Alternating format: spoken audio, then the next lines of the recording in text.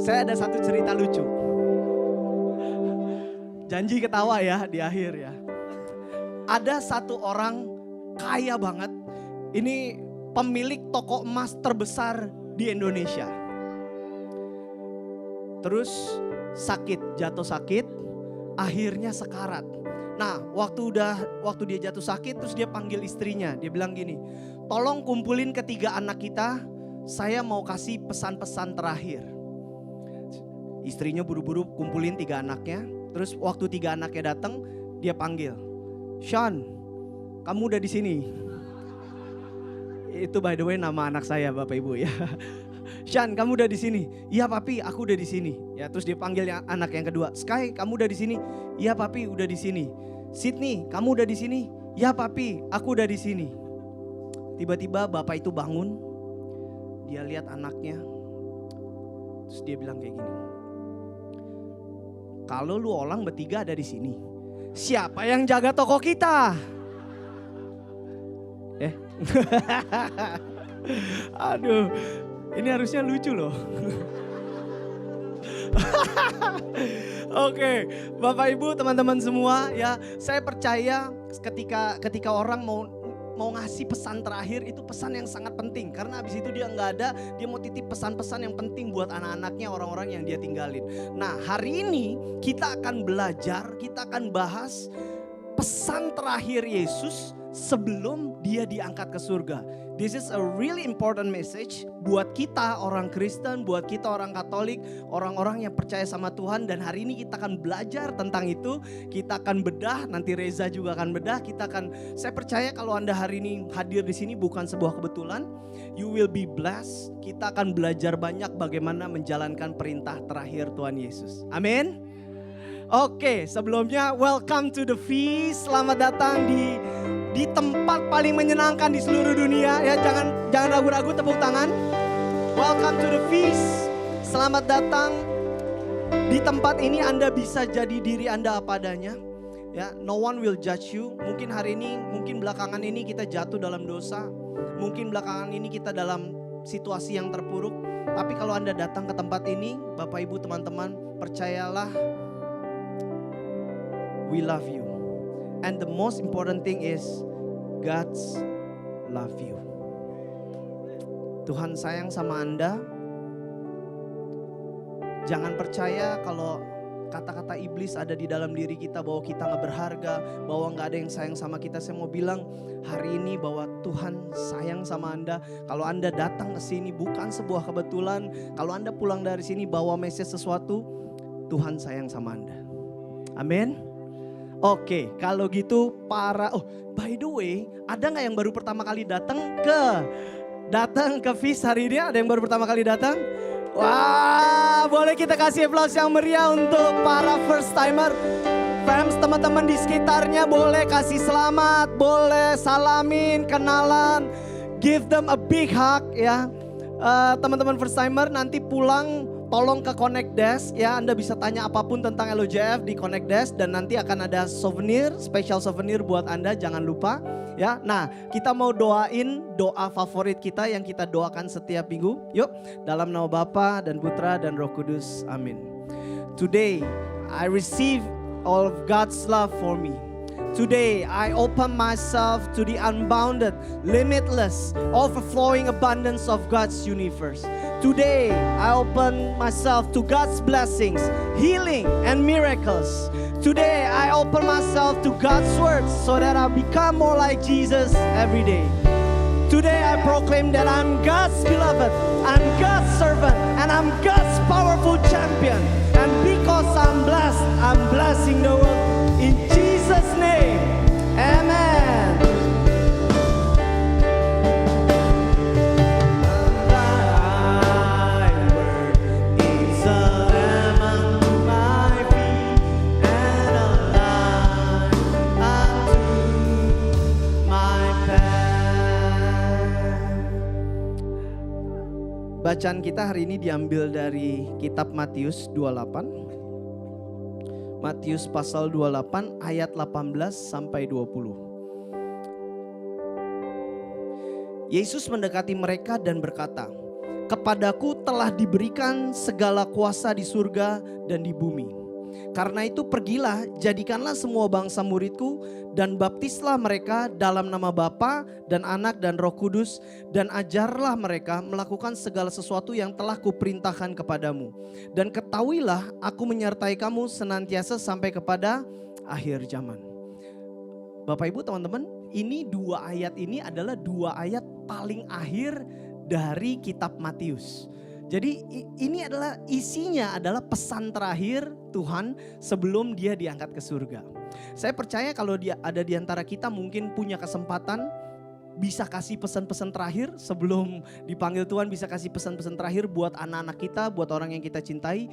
Saya percaya pesannya bukan gini, misalnya kalau saya sama anak saya, Shan nanti kamu dapat rumah papi yang ini ya, Sky kamu dapat mobil papi ya, Sydney dapat ini ya, bukan. Tapi biasanya kalau kita punya pesan terakhir apa yang kita ngomong? Kita akan bilang, Shan, papi titip mami ya, tolong jagain mami, betul? Saya mungkin akan bilang sama anak saya yang paling tua, Shan, tolong titip adik-adik kamu, jagain adik-adik kamu. Menarik sekali bahwa Tuhan Yesus di pesan terakhirnya itu bukan ngomongin tentang kita akan dapat sesuatu, tapi justru pesan terakhirnya adalah tentang kita perlu memberi sesuatu.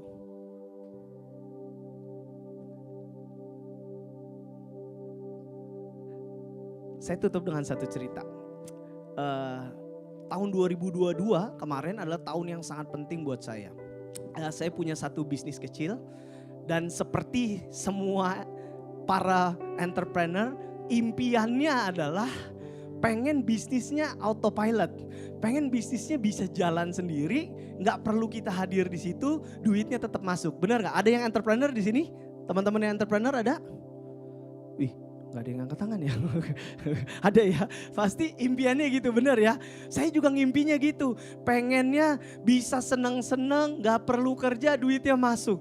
Dan percaya atau enggak, tahun 2022 Tuhan izinkan situasi itu terjadi sama bisnis saya. Jadi saya ingat banget di tahun 2022 itu dari Januari saya itu ke kantor, ke kantor kita itu cuman 1 hari sebulan Bapak Ibu. Jadi sebulan cuma sehari doang datang ke sana, sisanya ngapain? Sisanya seneng-seneng ya. Nah, saya cerita apa hari saya kayak apa di tahun 2022 ya. Jadi saya itu bangun pagi jam 6, begitu bangun pagi jam 6 antar anak saya sekolah. Nah, anak saya Shan yang gede itu sekolahnya 5 menit dari rumah, jadi dekat. Jadi jam 6 antar sekolah, pulang masuk ke kamar, tiduran, megang remote TV, terus ngapain? Pencet teng dong. Tahu nggak teng dong? Hah? Iya, Netflix ya, tahu ya? Yang ketawa tahu ya, teng dong, nonton Netflix. Sampai makan siang, nonton Netflix, jam 2 jemput Shan lagi di sekolah. Pulang lagi ke rumah, ngapain? Nonton Netflix lagi, nonton Netflix. Saya pernah satu series 20 episode dihabisin dalam sehari Bapak Ibu, teman-teman. Jadi pernah bener-bener menyenangkan gak hidupnya? Waduh, waktu itu menyenangkan banget. Ya, besokannya nongkrong ke coffee shop, ngajakin istri saya kita datang ke coffee shop. Seneng banget pokoknya, seneng. Sampai berjalan, sampai ada satu titik saya bangun pagi, I feel lost. Saya merasa ada sesuatu yang salah sama hidup saya. Saya ingat beberapa kali di LG kita, buat teman-teman yang baru, LG itu adalah pertemuan mingguan kita. Setiap minggu kita ketemu kelompok kecil. Saya berulang kali ngomong, kayaknya ada yang salah deh sama hidup gue. Gue merasa ada yang kurang, kenapa ya? Kayaknya kok hidup gue gak ngapa-ngapain ya. Saya cerita sama mereka, gue tuh tiap hari cuma nonton Netflix, ngopi, gak ngapa-ngapain. Dan itu terjadi, saya terus terganggu, saya terus merasa, tanda kutip mungkin kalau dipikir sekarang saya lihat jangan-jangan waktu itu a little bit depressed gitu ya. Kayak gak ada tujuan hidup. Nah sampai saya ingat banget bulan November LOJF bikin LOJ Conference. waktu di LOJ Conference itu saya rasa Tuhan ngomong sama saya. Saya rasa Tuhan tegur saya. Saya hari itu sadar bahwa kenapa sih hari itu hidup saya kayak terasa gak ada artinya, terasa ada yang kurang. Karena hidup saya hari itu hanya seputaran tentang saya. Ketika hidup kita hanya seputar tentang kita, maka pasti ada yang kurang. Pasti ada yang hilang. Pasti kayaknya gak cukup. Saya ingat pulang dari situ nangis. Saya bilang, Tuhan, saya bertobat, saya gak mau kayak begini. Saya mau melayani Engkau sungguh-sungguh. Saya mau kembali lagi melayani Tuhan. Dari sejak November itu saya bilang sama istri saya, kami putuskan mulai sekarang setiap minggu kita mau datang ke feast. Dan hari itu adalah keputusan terbaik yang pernah kita bikin. Sampai hari ini rumah saya di Cibubur Bapak Ibu. Kita datang ke feast ke Jakarta, belum apa-apa. Masih ada yang lebih jauh. Ada pastoral saya James dan Laren, rumahnya di Sentul, Anda bayangin. Rumahnya di Sentul, datang setiap minggu ke Jakarta Barat untuk feast. Dan saya pikir sejak hari itu hidup saya gak kosong lagi. Saya komitmen setiap minggu kita ketemu 3-4 orang untuk ketemu sama mereka, ketemu sama anak-anak LG, ketemu sama teman-teman pelayanan zaman dulu, teman SMA, ketemu bener-bener telepon tanya sama mereka kabarnya gimana, yuk ketemuan yuk, ngobrol-ngobrol yuk. Begitu ketemu tanya lu ada problem apa, doain mereka. Dan sejak hari itu tuh teman-teman, saya rasa Tuhan isi hidup saya rasa hidup saya berarti. Saya tahu ini pesannya adalah kalau Anda pengen hidup Anda berarti, kalau Anda pengen hidup Anda penuh makna, ada tujuan, harus ada sesuatu yang jauh lebih besar daripada diri kita. Kalau kita bangun pagi, kita perlu bangun untuk sebuah tujuan yang jauh lebih besar. Terakhir ya. Kadang kita nggak gampang. Hari ini callingnya adalah, by the way kita masuk ke series yang baru. Di series yang baru ini kita ngomongin tentang calling to spread God words. Jadi panggilan untuk menginjili gitu ya. Nah, saya tahu nggak mudah buat kita untuk menginjili, untuk ngomong tentang Tuhan sama orang lain. Tapi simple sebenarnya, cuman sekedar gini doang, cuman sekedar telepon, tanya temen apa kabar, janjian ngopi. Di mana? Di St. Moritz. Jam berapa? Jam 4. Begitu ke St. Moritz jam 4, bawa dia ke lantai 18. Begitu dia masuk ke lantai 18 dia bingung. Bro, ini kita jadi ngopi gak sih bro? Kita bilang apa? Abis ini bro, 6:30 kita ngopi ya bro. Jadi sesimpel itu. Kalau hari ini Anda tahu bahwa Anda merasa bahwa Tuhan sayang sama Anda, it's a blessing, benar gak? Tapi blessings yang jauh lebih besar kalau Anda bisa kasih tahu orang lain bahwa Tuhan sayang sama dia. Kalau hari ini Anda tahu bahwa Anda diselamatkan, Anda ditebus dosanya. Blessings yang jauh lebih besar adalah Anda beritahu sama orang lain bahwa dosa dia ditebus dengan darah yang mahal sama Yesus. Let's pray. Tuhan Yesus, hari ini kami mau membuka hati kami, membuka diri kami. Tuhan please bicara secara langsung di hati kami. Kami mau mendengarkan firman-Mu, kami mau mendengarkan suara-Mu. Biar hari ini Tuhan celikan mata kami, hati kami mau menjadi serupa dengan Engkau Tuhan Yesus. Terima kasih Tuhan, berkati kami.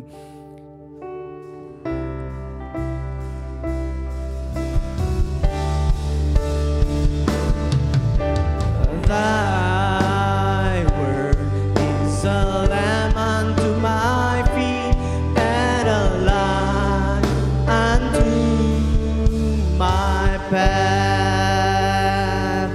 Boleh kita berikan aplaus yang meriah untuk Brother Reza.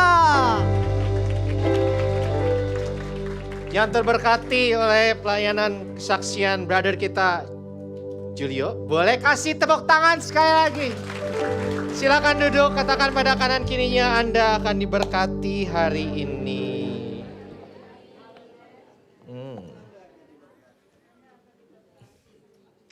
Mendengar kesaksian tadi, saya jadi teringat ketika mendengar kesaksian Julio tadi, saya jadi ingat ketika saya pertama kali bergabung dengan komunitas ini. Waktu itu mungkin taubat baru 1 tahun. sudah sempat melalui masa-masa di mana ya yang seperti cerita tadi, hidup tuh kayaknya semuanya ada, tapi seperti nggak ada maknanya. Sampai akhirnya menemukan mengalami Tuhan secara pribadi, bertobat. 1 tahun berlalu datang ke LOJF.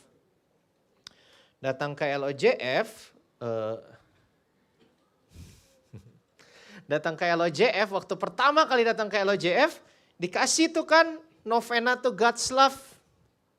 Buat teman-teman yang belum punya, itu bukan jimat ya, itu buku doa. Terus disuruh nulisin. Waktu itu kan baru 1 tahun tobat ya. Jadi waktu saya baru 1 tahun baru tobat itu, saya mikir dulu saya nggak bahagia karena walaupun banyak uang, walaupun punya kekuasaan, walaupun punya ini dan itu, tapi didapatnya itu tidak bersama Tuhan. Jadi kalau dapatnya sama Tuhan bakal bahagia. Tapi buat bahagia tetap butuh tuh duit, karir, apa segala macam gitu ya. Nah, jadi ketika dikasih novena to God's love, suruh tulis itu kan terus tulis spesifik ya. Saya tulis tuh semua yang saya pikir waktu itu bisa bikin saya bahagia. Saya tulis kan katanya suruh spesifik, mau punya kerjaan segini dengan gaji segini, umur segini saya tulis. Mau punya tempat tinggal dengan luas sekian kali sekian saya tulis. Wah semua tuh ditulis. Long story short,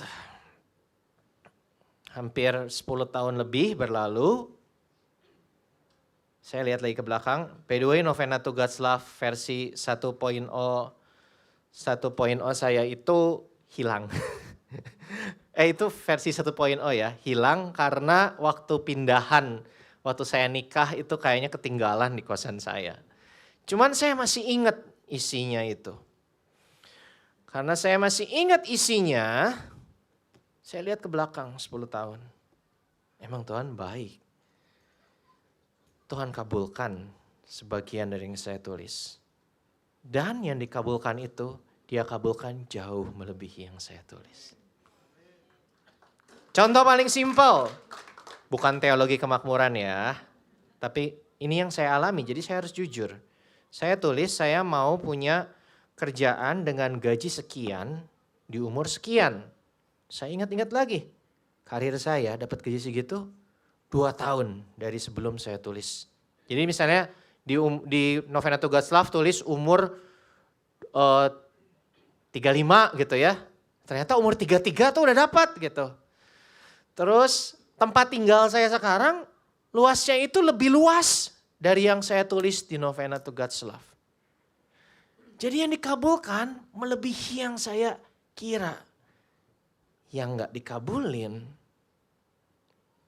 Nah kalau ngomong yang dikabulin melebihi, wah tepuk tangan semua. Dia mengalami, aku pun mengalami gitu. Tapi nanti dulu, Tuhan kita itu bukan jin ya. Dia Tuhan. Dia tahu yang terbaik. Yang gak dikabulin ada.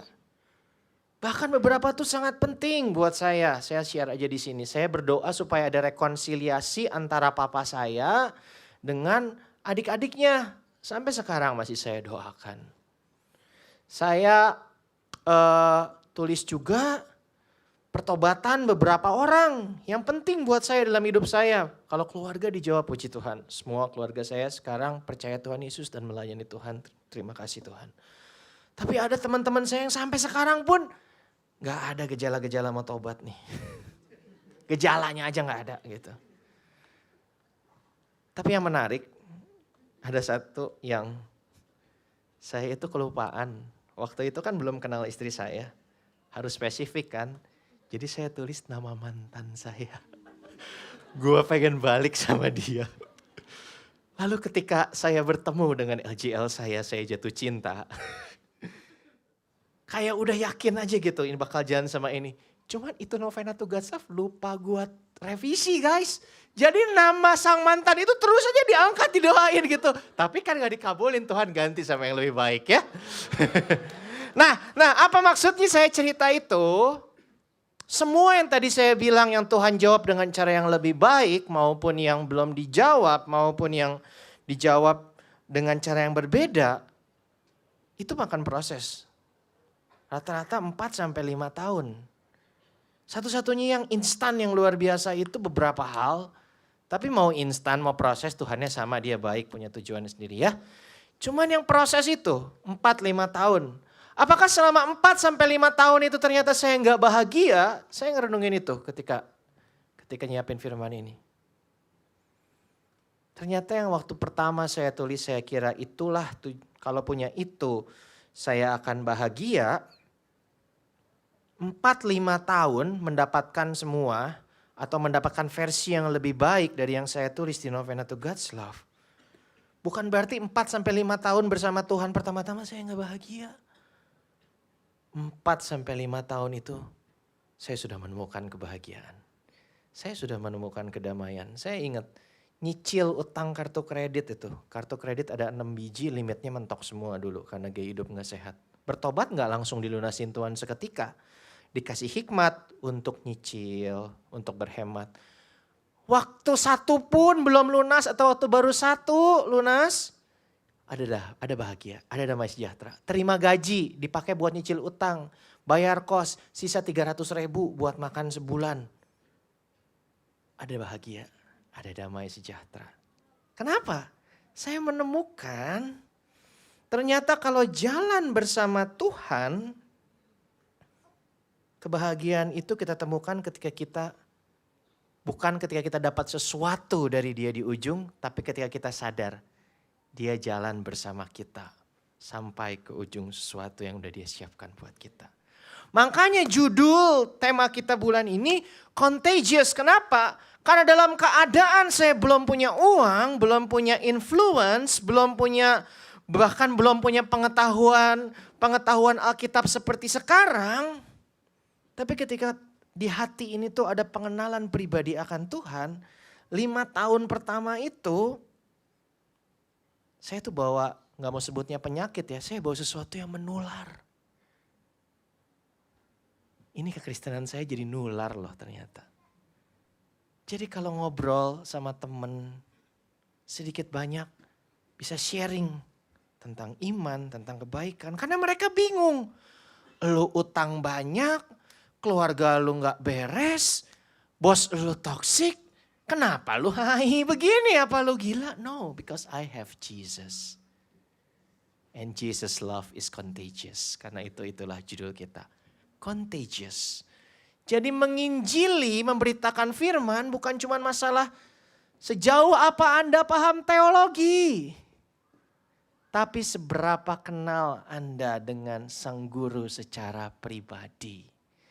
Karena di pengalaman saya kalau kita punya pengenalan pribadi itu, yang namanya kebahagiaan yang dicari oleh setiap manusia, ternyata nggak lagi jadi tujuan.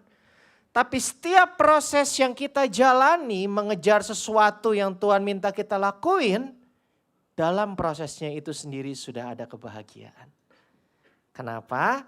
Kenapa ini orang bisa bahagia ketika utang kartu kredit? Mungkin baru 1 kartu kredit yang lunas, padahal ada 6. 1 baru lunas, 5 masih ada, harusnya belum waktunya bahagia dong, saya bisa bahagia.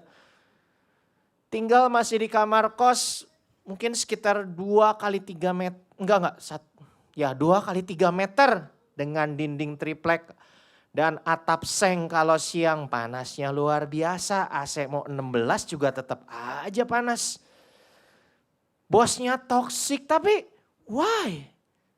Why? Saya punya kebahagiaan itu. Bahkan itu belum dipercaya untuk mewartakan firman di sini. Di komunitas kerjaan saya bantuin istri saya ngetikin bahan LG itu. Bukan bikin loh waktu itu, cuman ngetikin doang. Udah ada gitu skripnya, tinggal ngetikin. Tapi saya bisa bahagia. Kenapa saya bisa bahagia? Karena seperti yang saya bilang, saya sadar saya sedang dimuridkan sama Yesus. Dan kenapa di dalam proses dimuridkan sama Yesus kita bisa menemukan kebahagiaan, itu yang akan jadi part 1 dari talk ini. Part 2-nya nanti minggu depan, Ko David akan bahas jadi murid Yesus tuh ngapain aja. Tapi sekarang, tiga part pertama, saya cuma pengen sharing kenapa kita bisa menemukan kebahagiaan ketika kita menjadi murid Yesus. Bahkan dalam proses kita menjadi murid tanpa sadar, itu tuh udah bisa nular Ketika lo jadi murid yang baik, lo menginspirasi orang untuk menjadi murid yang baik buat Tuhan Yesus juga. Amin. Sekarang kita lihat, kenapa waktu itu saya bisa menemukan kebahagiaan. Yang pertama karena saya tahu saya dipilih. Apa maksudnya dipilih? Kita kalau ngelihat kata murid di Injil harus lihat dari konteks kacamata orang Yahudi. Karena istilah murid buat orang Yahudi beda sama murid zaman sekarang. Zaman sekarang guru milih murid atau murid milih guru? Murid milih guru dong. Orang tua cari sekolah yang bagus. Kalau perlu datang dulu lihat gurunya ngajar bagus nggak. Cari guru les orang tua. Papa-papanya yang nyari kan. Murid milih guru. Manusia milih agama zaman sekarang ya. Agama mana nih yang cocok sama gue nih? With my personal belief, dibilangnya hak asasi manusia. Tapi di tradisi Yahudi enggak. Di tradisi Yahudi, karena mereka center hidupnya adalah hukum Taurat, yang namanya rabi, guru agama, itu adalah profesi yang paling elit. Ngalahin Blackpink guys. Paling elit. Guru. Jadi semua orang punya mimpi. Kalau enggak dia, anaknya itu bisa jadi seorang rabi. Seorang ahli Taurat, itu kasta tertinggi di golongan masyarakat Yahudi. Seorang rabi. Dan kesempatan itu ada buat semua orang Yahudi. Mereka sekolah agama dari kecil karena center kehidupan mereka hukum Taurat. Umur 14 tahun, rabi-rabi besar itu keliling kota. Nanti datang ke guru sekolah agamanya, mana anak yang pintar. Nanti dia akan lihat anak itu, lihat gimana cara dia mengikuti hukum Taurat, mengikuti kelasnya. Kalau si rabi ini ngerasa anak ini worth, dia akan bilang, saya latihannya sampai seminggu nih. Left, right. Come follow me. Dan itu anak itu kalau ngedenger itu kayak kalau zaman now nih ya. Kayak lu didatengin sama si Rose atau Jisoo Blackpink, ayo join Blackpink gitu. Itu tuh kayak langsung, aku diangkat murid sama rabi. Rabi yang memilih murid. Bukankah Tuhan Yesus pun berkata begitu? Jadi ini dia bicara dari posisi dia sebagai Tuhan, tapi juga sebagai seorang rabi. Karena Yesus juga adalah rabi. Adalah guru agama. Kalian baca Injil, kalian akan lihat bagaimana berkali-kali dia dipanggil rabi. Tapi dia bukan sekedar rabi, dia bukan nabi, dia Tuhan, pencipta. Jadi Tuhan Yesus yang memilih. Nah, kenapa saya bisa menemukan kebahagiaan ketika saya tahu saya dipilih? Karena semua manusia itu pengen dipilih. Semua manusia itu pengen diinginkan. Zaman sekolah kalau lu jago basket, pasti lu pengen ikut seleksi basket supaya kepilih jadi tim basket. Nah ini yang milih Tuhan. Yang menciptakan alam semesta. He choose you, dia memilih saya secara spesifik, pencipta alam semesta, bilang, Reza, ada satu titik di dunia ini di mana aku tuh pilih kamu untuk ada di situ. Cuman kamu yang cocok buat ada di situ. I choose you. Yesus mati buat semua dari kita. Tapi dia punya rencana yang sangat spesifik buat saudara dan saya. Kenapa saya bisa berbahagia di tengah semua proses yang dulu saya lalui ketika saya sadar Tuhan memilih saya? Karena saya tahu Tuhan pilih saya untuk jadi seorang suami. Tuhan pilih saya untuk jadi seorang ayah. Tuhan pilih saya untuk menjadi seorang atasan. Tuhan pilih saya untuk menjadi seorang anak. Tuhan pilih saya untuk menjadi seorang pembimbing rohani. Tuhan pilih saya untuk menjadi seorang anak rohani. Tuhan pilih saya untuk berbagai hal dalam hidup saya. Dan di zaman Yahudi itu seorang rabi memilih muridnya dengan tujuan menciptakan replika dia. Supaya ketika si rabi itu, guru besar itu gak ada, ajaran dia, cara hidup dia, ada yang mewarisi. Sekarang kita tarik ke Tuhan Yesus memilih Reza, memilih Abe, memilih Kristi, memilih setiap orang di ruangan ini untuk menjadi seperti dia. Untuk representasiin dia. Tuhan pilih saya jadi seorang suami, tandanya, wow, aku dipilih untuk merepresentasikan Kristus di keluargaku.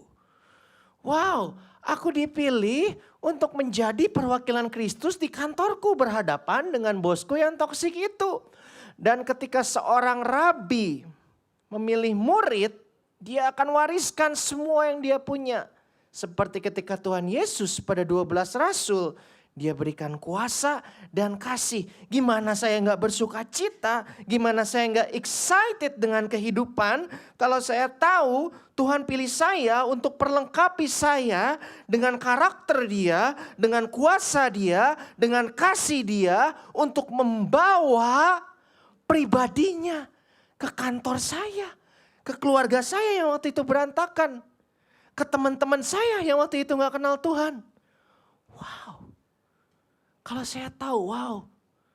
Dan ini bukan cuma buat bikin ngerasa feel good, bahagia, rajin ke gereja.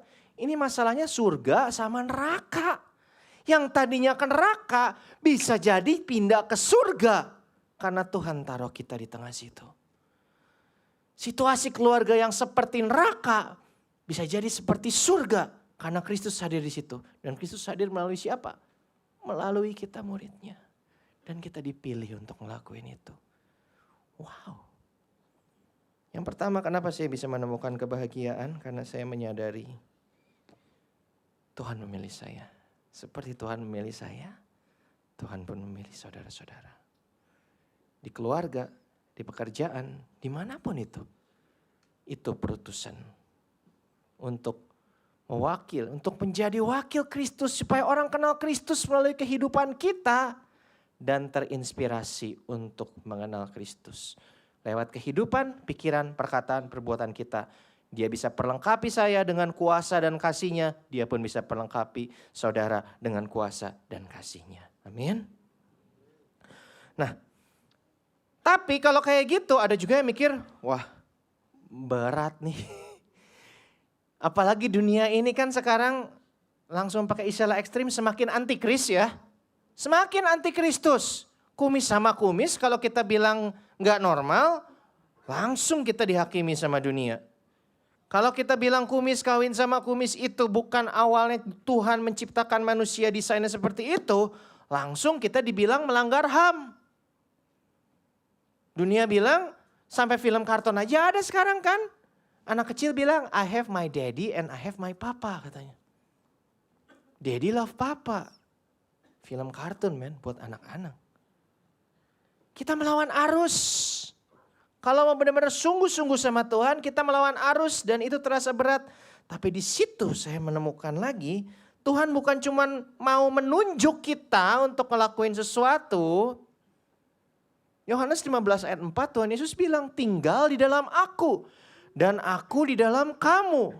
Ini satu ungkapan yang sebenarnya berhubungan dengan cara seorang rabi mengajar muridnya. Yang lain adalah ketika Tuhan Yesus bilang, pikulah kuk yang kupasang.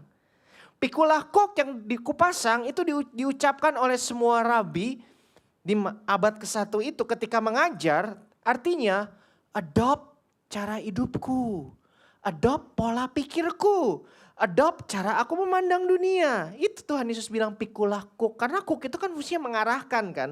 Tadinya kita diarahin sama pikiran kita, sama cara kita dididik, sama trauma kita. Tuhan Yesus bilang, jadi ikut Yesus itu bukan hidup yang bebas karena sudah ditebus. Tapi hidup yang diatur oleh Tuhan. Dan Tuhan mau, bedanya murid zaman dulu sama murid zaman sekarang. Murid zaman sekarang nyebut guru ketemu seminggu sekali. Tapi kalau di zaman itu seorang rabi udah nunjuk seorang bilang come follow me. Status anak itu akan disebut sebagai seorang talmidin. Talmid ini artinya murid, tapi bukan sekedar murid yang datang ikut pengajaran dia. Murid ini hidup sama dia. Seperti 12 rasul. Menjalani hidup bersama dia, pergi kemana dia pergi. Ngeliat gimana dia ngajar, ngeliat gimana dia melayani. Karena tujuannya adalah untuk mencetak replika dari si rabi itu. Tuhan bukan cuma buat mengutus kita, lalu kasih kita ini, dan serangkaian hukum gereja, pelajari sendiri, aplikasiin sendiri, jalanin sendiri. Kalau berhasil masuk surga, kalau nggak berhasil masuk neraka. Nanti kalau udah mati, ditimbang. Mana ketaatan, mana yang gak taat. Kalau yang gak taat lebih banyak, lu masuk neraka. Itu bukan ajaran kekristenan. Bukan ditimbang. Tuhan gak mau kita jalanin peran tadi itu sendiri. Tuhan mau jalanin menemani kita. Pesan kedua, katakan kanan kirinya, God wants to be with you. Tuhan mau jalan sama kita. Kalau kita mau jadi talmidin, murid Tuhan, gak cukup ketemu Tuhan seminggu sekali. Misa doang. Tambah lagi LG seminggu 2 kali. Mungkin ada yang udah rajin doa seminggu 2 kali plus sejam sehari. Namanya talmidin, murid ketemu Tuhannya 24 jam sehari. Bukan berarti semua dipanggil buat jadi kaum selibat hidup di biara. Dan bukan berarti bilang yang namanya misa, pertemuan doa pribadi gak penting. Itu sangat penting.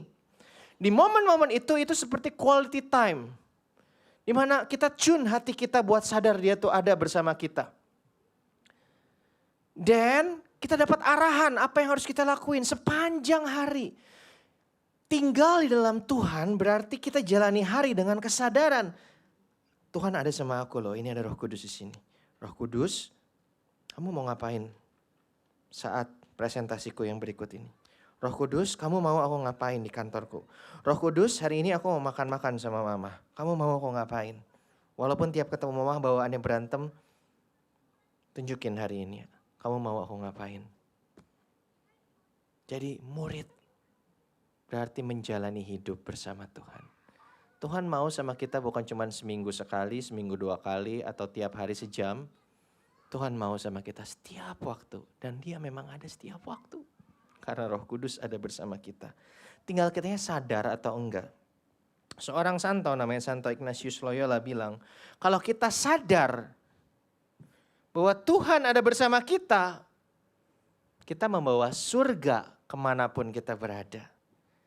Ini dulu diajarin sama mama rohani saya. Mama rohani saya ajarin, Resa kalau kamu bisa punya hubungan yang intim sama Tuhan, kemanapun kamu berada kamu bisa declare. Di tempat di mana kamu injak suatu tempat, di situ hadirat Tuhan akan dinyatakan.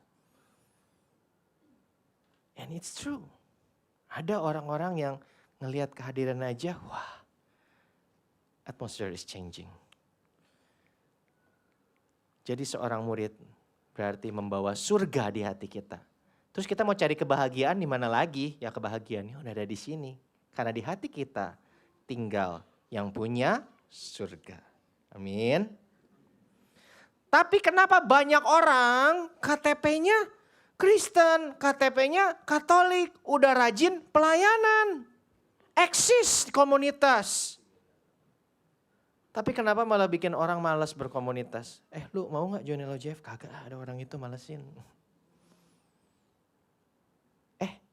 Pak ayo ke gereja yuk. Gak mau Pak. Kenapa? Saya kemarin lewat gereja Pak. Itu depan baru keluar gereja bapak-bapak. Berantem Pak, pukul-pukulan, rebutan keluar parkir. Katanya murid Yesus. Katanya terima ekaristi tubuh Tuhan. Kalau pujian penyembahan paling pertama angkat tangan, paling pertama nangis. Tapi kok kelakuannya tidak mencerminkan murid Tuhan. Kenapa ada banyak orang bilang kok susah kayaknya dengar suara Tuhan. Mungkin karena kalau saya dulu pelajari, saya alami, hati dan pikiran kita ini terbatas. Ada kapasitasnya namanya manusia. Kalau terlalu penuh sama yang gak ada hubungannya sama panggilan kita, giliran Tuhan mau masukin sesuatu, ini udah terlalu penuh. Tuhan mau memilih kita, Tuhan mau hidup bersama kita, ini yang ketiga. Tuhan juga mau, Tuhan mau, baca sama-sama, menguduskan. Mau sungguh-sungguh sama Tuhan, ada aktivitas yang dulu bisa kita lakuin, sekarang gak bisa kita lakuin. Mau sungguh-sungguh sama Tuhan, ada film yang dulu bisa kita tonton, sekarang kita gak bisa tonton. Mau sungguh-sungguh sama Tuhan, ada musik yang dulu bisa kita dengar dan suka dengar, dan saya suka dengar, saya pilih gak dengar lagi. Terserah orang mau bilang, lu mah fanatik, itu mah gak apa-apa. No, liriknya gak memuliakan Tuhan. Ya kalau aransemennya bagus, tim PW itu jadikan referensi, ya udah. Ngapain didengar berulang-ulang kalau udah tahu liriknya bukan lagi memuliakan, menghujat Tuhan. Bukannya Tuhan tuh ada di dalam kita. Coba imagine ada Tuhan Yesus di sini, terus kamu dengar musik yang jelas-jelas isinya tentang seks, tentang menginginkan pasangan orang lain. Terserah. Orang mau bilang gua fanatik, orang mau bilang gua berlebihan. I will pay my price. Karena saya tahu Tuhan Yesus mau menguduskan saya. Dia pun mau menguduskan saudara. Kalau kita mau sungguh-sungguh sama Tuhan, dunia akan membenci kita. Kita akan dibilang fanatik. Kita akan dibilang lebay. Kita akan dibilang gak fleksibel. Karena memang dunia udah jatuh dalam dosa. Zaman sekarang gereja malah ikut-ikutan dunia. Ngiming-ngimingin orang sama duit, sama kemakmuran supaya ikut Tuhan. Ikut Tuhan itu bukan buat dapat sesuatu, ikut Tuhan tuh karena kita tahu diri, kita sudah diberi keselamatan. Dan kita tahu Tuhan sayang sama yang lain, Dia mau kabar keselamatan itu mengalir dalam diri kita. God want to consecrate you, dan bicara masalah konsekrasi, bicara sedikit tentang iman Katolik. Ini bukan konsekrasi, ini kata yang sama digunakan ketika hosti diangkat. Ketika hosti diangkat tadi di Ekaristi, ini yang namanya terjadi. Coba ada yang bisa baca sekali jadi gak pakai salah? Saya aja belepotan. Transubstantiation. Transubstansiasi kita orang Katolik percaya ketika hosti diangkat di Ekaristi tadi, itu bukan hanya sekedar jadi roti lagi. Ada kuasa supernatural mengalir dari kavaleri dulu 2023 tahun lalu, ada rahmat yang mengalir.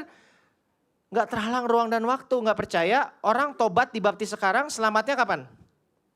Sekarang kan? Orang memilih percaya sama ikut Tuhan Yesus, menerima Yesus sebagai Tuhan dan Juru Selamat. Dibaptis, menerima rahmat keselamatan. Menerimanya kapan? Sekarang ya? Dibayarnya kapan? 2023 tahun yang lalu. Itu simpelnya Ekaristi gitu. Bukannya kita orang Katolik korbanin Yesus berkali-kali, enggak.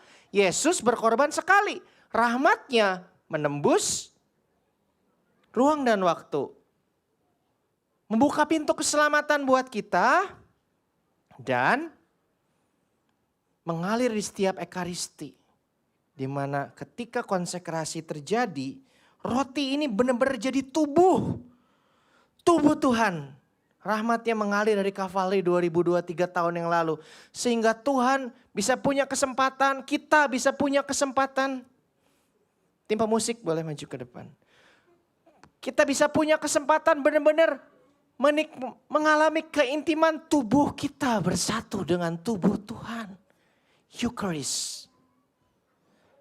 Dan ketika transubstansiasi terjadi yang tadinya duniawi, roti berubah jadi sesuatu yang surgawi, tubuh Tuhan. Yang duniawi jadi surgawi. Semua nyembah. Karena ini udah jadi tubuh. Itu yang Tuhan mau lakuin sama kita. Bukan supaya kita disembah orang.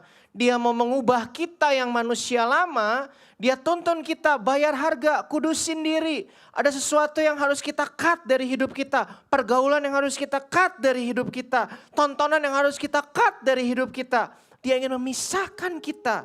Sehingga manusia lama kita diubah oleh kuasa Roh Kudus jadi manusia baru. Manusia roh yang berjalan dalam kasih dan kuasa Tuhan. He consecrate us. Tapi kalau orang berhentinya di sini, oh kalau udah dikuduskan Tuhan punya kasih kuasa terkenal nanti. Ketika udah diangkat, apa yang terjadi sama itu hosti? Dipecah, dibagi-bagi. Yang nerima, saya bersyukur Tuhan murah hati saya nggak ditampar sama malaikat. Dari zaman belum tobat saya tuh rajin ke gereja anehnya. Karena udah dididik seperti itu mungkin. Dulu sebelum tobat jangan ditiru, ini dosa berat namanya sakrilegi. Pulang dari night club itu jam 4 subuh. Misa pagi di Teresia jam 6 subuh. Ya udah mobil saya parkir di depan Teresia, tidur 2 jam terus ikut misa. Saya nggak ditampar sama malaikat. Bayangin itu tubuh Tuhan yang sesuci itu dipecah. Dan dia mengizinkan dirinya dipegang oleh seorang pendosa yang kotor seperti saya dulu. Saya pegang, saya ngomong amin, saya makan, bahkan saya nggak tahu, nggak menghargai itu tubuh Tuhan. Tapi Tuhan rela ikut Yesus. Selain dikuduskan menerima kasih dan kuasa, kita pun siap untuk bayar harga, dipecah, dibagikan, diutus ke orang-orang yang mungkin toksik, ke orang-orang yang kita mungkin gak suka, ke orang-orang yang bahkan mungkin kita gak niat buat ngomong. Tuhan kirim kita ke sana untuk membawa sesuatu yang sifatnya surgawi. Dulu saya gak suka keluarga saya. Saya punya luka sama mama, sama papa saya. Dan dulu saya jadiin pelayanan di komunitas sebagai pelarian.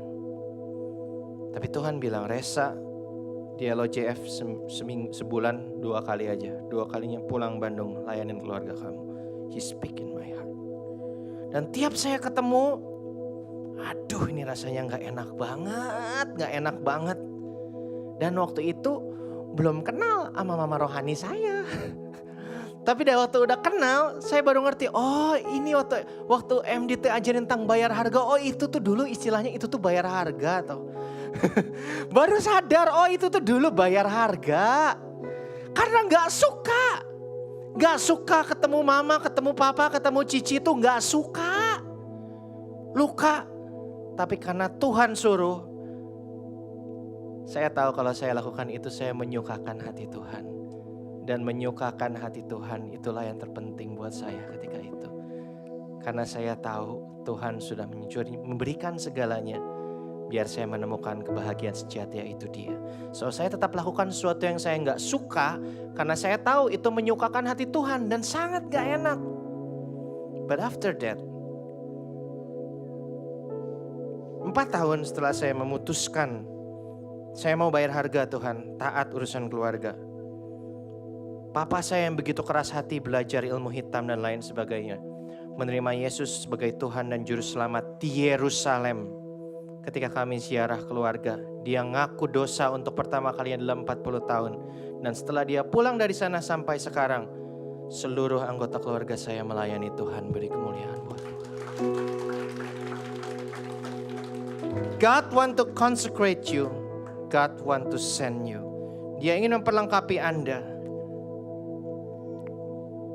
Pertanyaannya, seperti yang Papa rohani saya selalu bilang kita diberi kehendak bebas. Ada berkat, ada kutuk, manusia yang pilih ya Oji. Di hadapan Anda saat ini ada pilihan, mari kita bangkit berdiri. Di hadapan Anda saat ini Tuhan menyodorkan pilihan, maukah kau ikut dunia menjalani hidup seperti ketika Anda pertama kali belum kenal Tuhan, ketika Anda pertama kali masuk ke sini. Ada sebagian orang di sini bahkan ketika menginjakkan kakinya di sini lewat pintu itu, cara hidupnya masih mengikuti apa yang dunia ajarkan. Tapi hari ini Tuhan berbicara, there is another option. Will you become my disciple?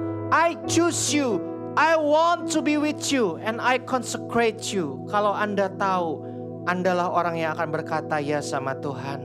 Mari nyanyikan lagu berikut ini dengan iman. Angkat pujian ini sebagai respon kita atas panggilan Tuhan.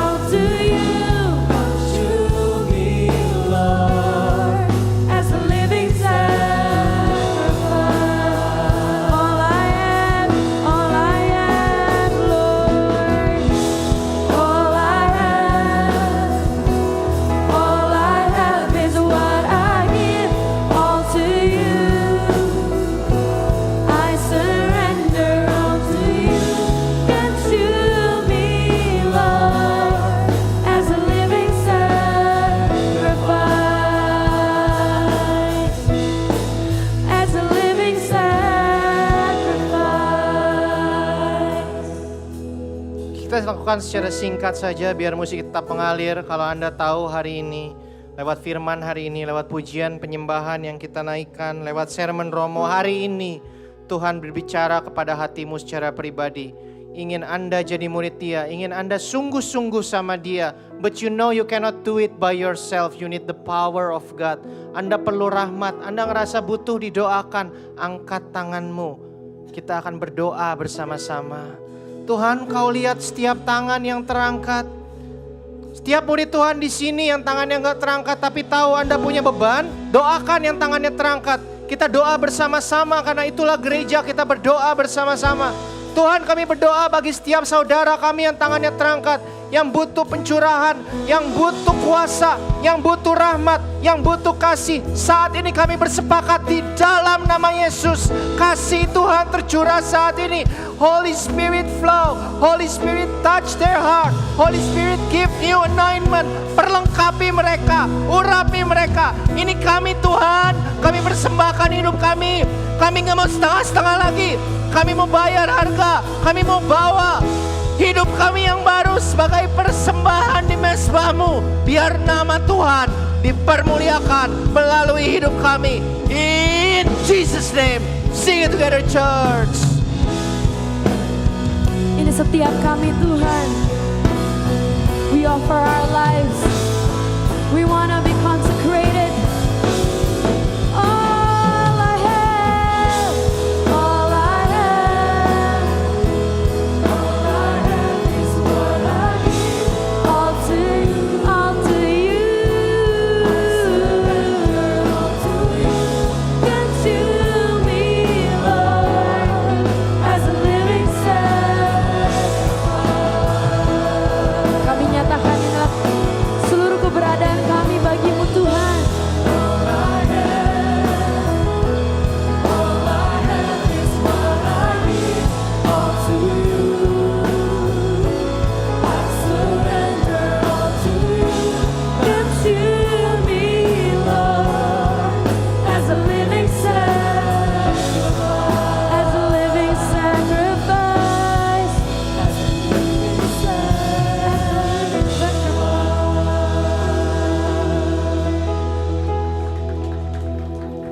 kemuliaan kepada Bapa dan Putra dan Roh Kudus. Seperti pada permulaan, sekarang, selalu, dan sepanjang segala abad. Amin. Di dalam nama Bapa dan Putra dan Roh Kudus. Amin. Kalau Anda tahu Anda diberkati, kasih tepuk tangan untuk Tuhan.